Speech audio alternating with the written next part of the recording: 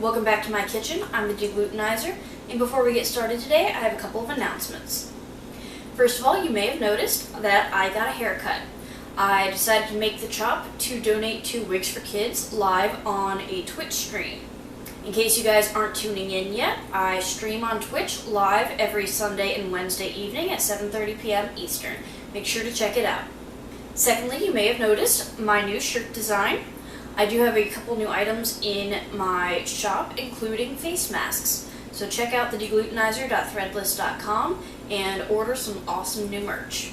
And finally, I've opened up a new tier on Patreon, so besides all the benefits of the general support tier, you'll also get a quarterly bundle of new merch sent directly to you, including t-shirts, masks, stickers, and Patreon exclusives. So make sure that you sign up while you can because there are only 100 slots available.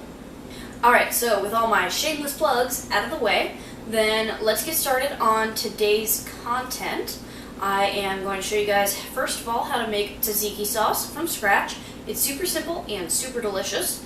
And then secondly, I'm going to show you guys how I make my gyro burger. That is basically all the best parts of a gyro in a burger form. So let's get started first of all with our tzatziki. So what you're going to need is a box grater, a cutting board, a half cup measure, and some graduated measuring spoons.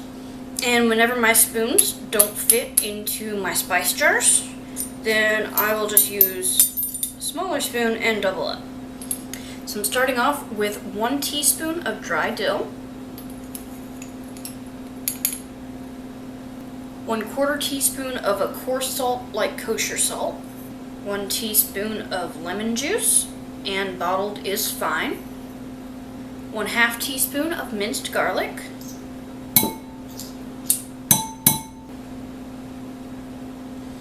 1 tablespoon of extra virgin olive oil, and I'm looking for about 1/2 cup of shredded cucumber.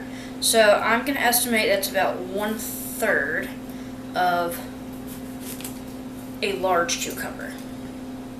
If you're working with a smaller cucumber, it'll probably be something more like 1/2. And using my large holes, I'm going to grate my cucumber. Okay, so I need to strain out a whole bunch of the liquid, and I'm going to help it along just by squeezing.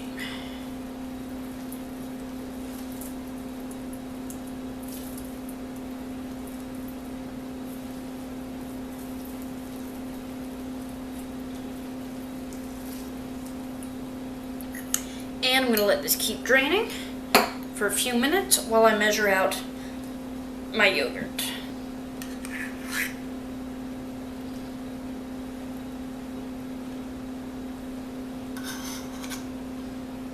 Finally, I'm going to add my 1/2 cup of yogurt to my bowl.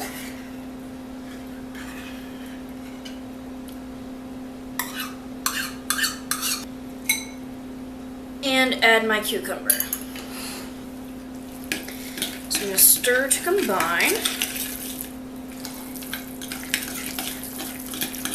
And I'm going to give this a taste and see if it needs any adjustments. Okay, I think I want just a little more yogurt. And then this will be perfect. There we go, that looks perfect. Now I recommend that you let this chill in the fridge at least 4 hours to let the flavors marry. But I'm going to go ahead and start whipping up my burgers now. Alright, to start my burgers, I'm going to mince 1 shallot, cut off both ends, slice in half, remove not just the wrapper, but the outermost layer, just like with an onion. Start slicing your shallot lengthwise first. And try to keep it stacked as much as possible.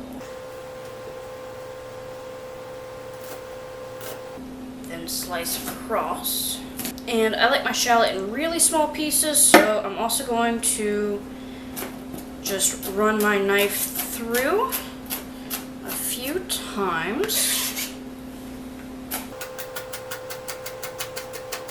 So I have here about 10 to 12 leaves, rinsed. And I'm just going to do a rough chop on these. I could chiffonade them, but I do not have the patience.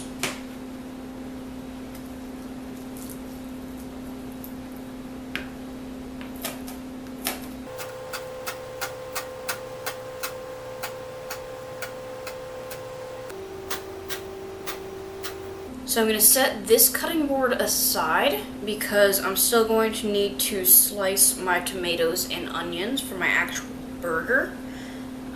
So I'm going to switch to a different cutting board for my meats. For my meats, I have 1 pound of ground lamb, and I have about 1 pound of ground beef. This is 75% lean and 25% fat.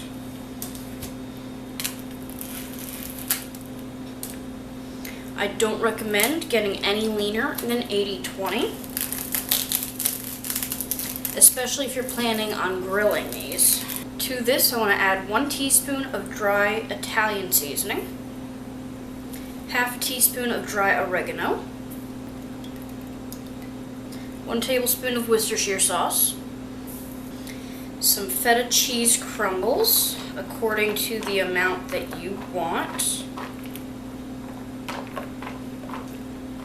and salt and pepper to taste. Next up is mixing. Now the best way to do it is with your hands, so don't be squeamish.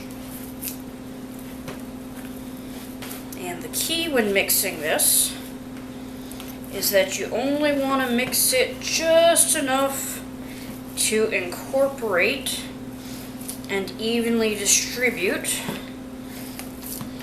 all those extra flavorings.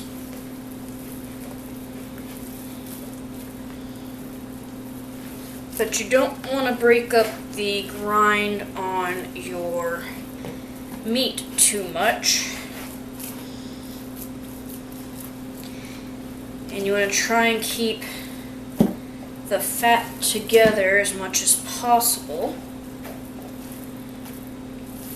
instead of the heat from your hands melting the fats. Alright, with about 2 pounds of meat, I'm looking to divide this up into 6 burgers. That'll be 1/3 pound each, basically. Just a little bit over since there are other things mixed in. And what you need to do is roll it into a large ball. And then press your patties flat, and I'm going to use my meat cutting board. And then I want to make sure to indent the center, because as the patty cooks, that will fatten up, so by creating a dimple, then it will cook flat. There we go, 6 gorgeous patties. So I'm going to take these over to the stove and get them into a pan. Alright, I've got my burgers, I have my pan, and I'm going to tell you guys right now the absolute best tool that you can have to make burgers at home is a large cast iron pan. This one is 12 inches, and she is the perfect size and weight. So she is preheating at 4.5 out of 10, and when I wave my hand over, I can feel the heat radiating, and I know she needs another couple minutes. While we wait for my pan to heat up, why don't you guys go ahead and head down there and click the subscribe button. If you're enjoying the video so far, make sure to give it a like. And when you have any questions or suggestions, make sure to leave a comment. Alright, so I think I'm doing 2 batches of 3 because I want to load up my pan without crowding it. Crowding is how you end up with that yucky gray on the sides instead of it being nice and toasty brown. So I'm going to pick out 3 patties and drop them like they're hot.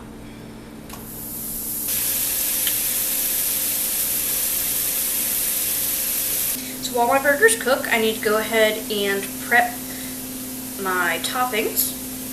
So I'm going to start off by slicing a tomato. Cut that off.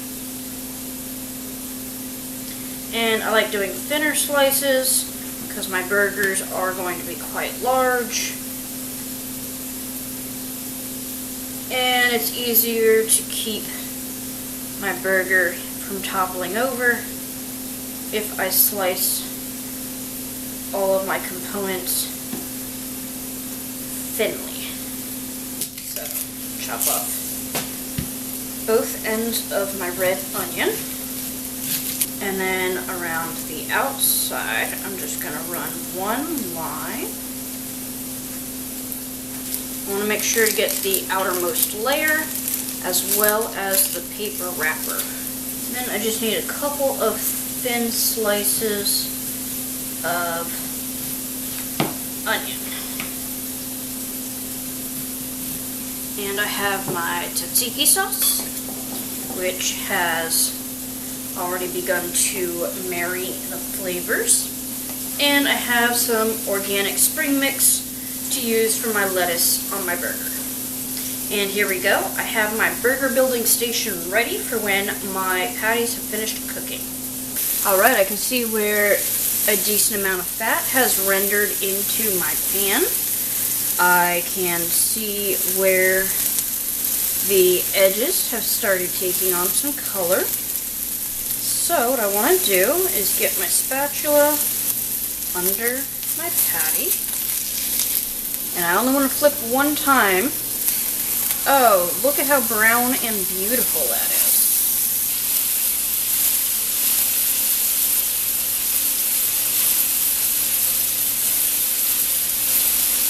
So, as you can tell, my burger is ready. It is cooked to perfection. I did end up finishing them in the oven because I did feel like they were still a little too thick, and the centers probably weren't done, especially once I did the touch test where you just poke the meat that you're cooking, and if it's still really soft, that means it's not cooked in the middle. I have a 2-bite method where I kind of go in at an angle here, and then I'll go in at an angle from the top, and just load up my cheeks like a chipmunk. So I think that's probably what I'm going to have to do if I want to get all my flavors in one bite.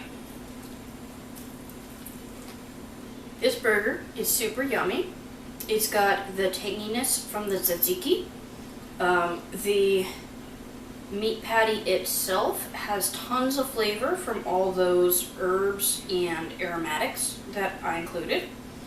It's got the saltiness from that feta, and of course the typical Gyro toppings of tomato, red onion, and some spring mix just balance the whole thing very nicely. Anyway, I'm going to go shove the rest of this into my face before the bun absolutely disintegrates. Thanks for joining me today, guys. I hope you will give this video a like, that you'll subscribe to my channel, click the bell for notifications anytime I upload a new video, and leave a comment below with your suggestions or questions. Thanks, and I'll see you guys next time on the Deglutenizer. Thanks for watching. If you enjoy my content, I hope you'll consider supporting me on Patreon for just $2 a month. Patrons receive early access to content, early announcements for upcoming projects, and much more. Help me grow by becoming a patron today.